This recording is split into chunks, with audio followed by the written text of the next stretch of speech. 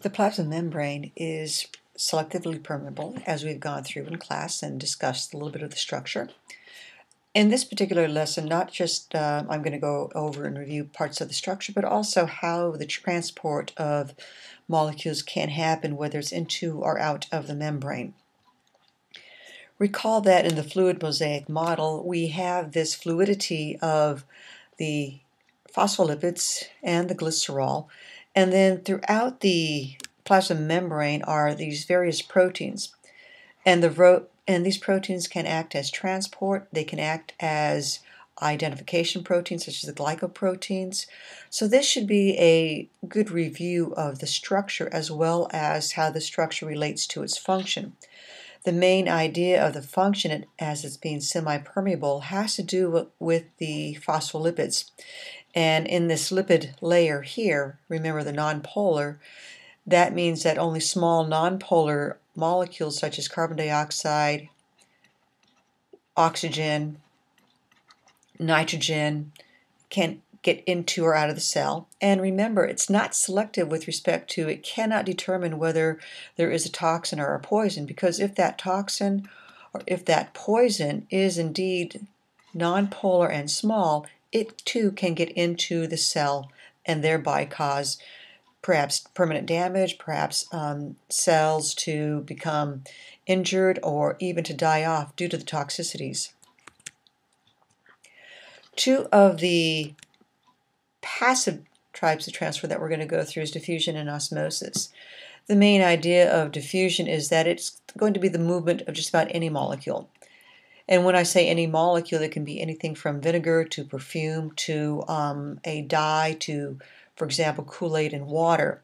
The idea behind diffusion is that, let's say, for example, there's a beaker here, and in the beaker there's this layer of water, and upon the layer of water we add a drop of food coloring. This food coloring will eventually start to diffuse to areas where there are fewer food coloring molecules, to where ultimately what will happen is that all of the water will now appear green due to the equal distribution of all the food coloring. So it goes from what we call a level of high concentration, where you initially place the drop onto the water, to areas of low concentration, and thus the molecules were equally distributed. Oxygen and carbon dioxide, these are two things which we rely on for diffusion to occur. Often in our lungs we have a higher concentration of oxygen, therefore the oxygen gets into our blood, or actually our blood vessels. Whereas when the blood is coming back to our lungs, the carbon dioxide will be at a higher concentration compared to that of the lungs. Therefore, the CO2 will diffuse out of the blood and into the lungs, whereas oxygen will diffuse out of the lungs and into the blood. Fortunately, these two types of transport are basically called passive. Thus, no ATP is required. What they require, however, is a concentration gradient. And that concentration gradient is simply going to go from a high concentration to a low concentration. The main thing is that the molecules will ultimately go to areas where they, shall we say, have elbow room. Osmosis is going to be somewhat different. Osmosis is always going to be a relationship, and it refers to literally the diffusion of water through a selectively permeable membrane. There are different types of osmotic environments, and it relates to the solutes, and the solutes, remember, are things that can be dissolved in water, whether a solute is salt, whether a solute is glucose, whether a solute is starch, whether a solute is going to be, say, an amino acid. All of these substances can be dissolved in water, and the water is going to be the solvent. So let's keep that in mind. We have a relationship often between the solutes and the solvent. Solvent being water, solutes being things that are dissolved in the water. So there are three types of osmotic environments. One is isotonic, in which there's going to be equals on either side, equal amount of solute inside or as compared to outside.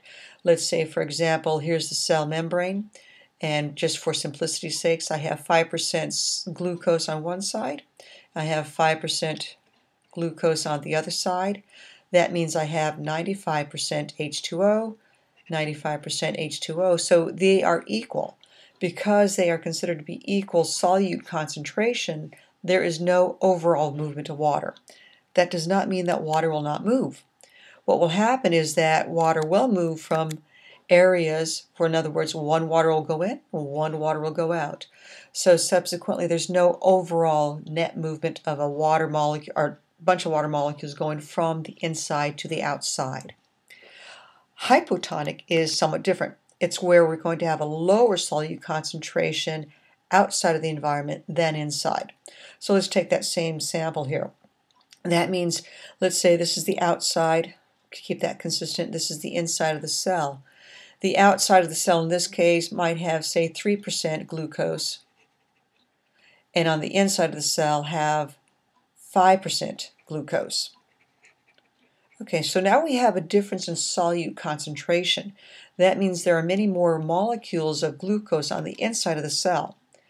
These molecules, because they're a greater number, the water now has to occupy more solute in order to dissolve it than compared to out here. So outside we have more free water. The free water will be literally free to then go across the membrane. What will happen is that there will be a net movement of water, and water will diffuse into the cell. Thus, by moving into the cell, this free water, the water molecules that were not bound to the glucose, can now move into the cell and try to equilibrate the inside and outside glucose concentrations, or maybe the water concentration to be more specific. Contrast that then with an environment that is hypertonic. Let's keep the same consistency here. We have outside the cell, we have inside the cell. Outside the cell, let's say in this case we're going to have 10% glucose, and inside the cell we're going to have 5% glucose. So what's going to happen at this case here is that on the outside of the cell I have less water in comparison to the inside. Why? Because many of these free water molecules are bound to the extra glucose. What that means is the water inside the cell will have a net overall movement to go out. Thus, a hypertonic environment can draw water out of the cell. Okay, so we got in summary, we have the idea of that an isotonic environment equal. There's no net movement of water.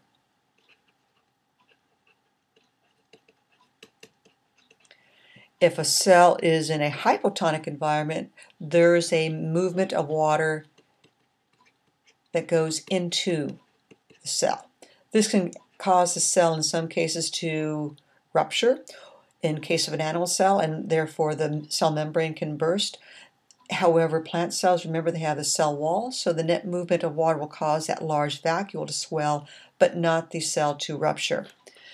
Hypertonic, net movement of water is out of the cell. So you want to keep those in mind. In this diagram, this is a photograph I shot at school in terms of when we're looking at the onion cell. Notice that in this case here, you're going to see many of these openings. And what's going on is literally you can start to see the cell membrane begin to pull away from the cell wall. So if the cell membrane is pulling away from the cell wall, the onions in this case were placed in a hypertonic environment. I made a 15% salt solution, and this salt solution caused the water to move out of the cell into the environment. Thus, by losing water, the cell membrane then began to shrivel up and shrink and pull away from the cell wall. That would be a concrete example of what we've done in class, or at least as a demonstration. So let's take into consideration what happens with the glucose molecule. Okay, so I'm going to have here these little small molecules here. They're water. And the larger glucose molecules are out here. Because these glucose molecules cannot get through the membrane is being selective, right? The water molecules, however, can get through. They can get through their aquaporins. So in this case here, if I had glucose on the outside and no glucose on the inside of the cell, water would diffuse down its aquaporin back up, the water would diffuse out of the cell towards the concentration of the solute. Thus, in this case, if this were the outside of the cell and this were the inside of the cell, this cell would be placed in what we call the hypertonic, very similar to that of the onion. It causes the cell to lose water. So hypertonic environments cause cells to lose water.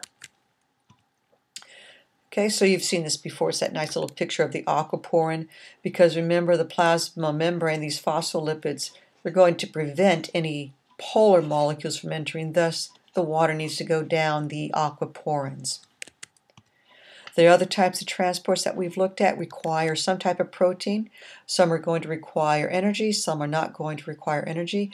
Just to remember, there are many different types of these proteins scattered throughout the fluid-mosaic model. If we look at the general terms, we're going to look at passive transport. Main thing is it requires a concentration gradient, a high to low concentration gradient. It could be glucose, it could be water. The idea is that in this case here, we're looking at facilitated diffusion, meaning that a protein transport is going to be required, either because the material is polar, or the material is both polar and large, such as glucose.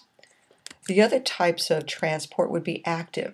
It too requires a transport protein, but because it is going what we call against the concentration gradient, it's going to require the use of energy for these protein molecules to physically move a molecule from a lower to a higher concentration. Just think of you in assembly, and the assembly is getting out of Harmon Hall, and you're trying to make your way into Harmon Hall. You're going against the concentration gradient. Then we have two others in terms of endocytosis, into the cell or out of the cell. So to show you an example, I have a little sketch that I drew. In terms of, this would be an example of endocytosis in this direction. Our white blood cells are known for, scavenging and swallowing debris. So maybe we had some bacteria that were killed off by our antibodies.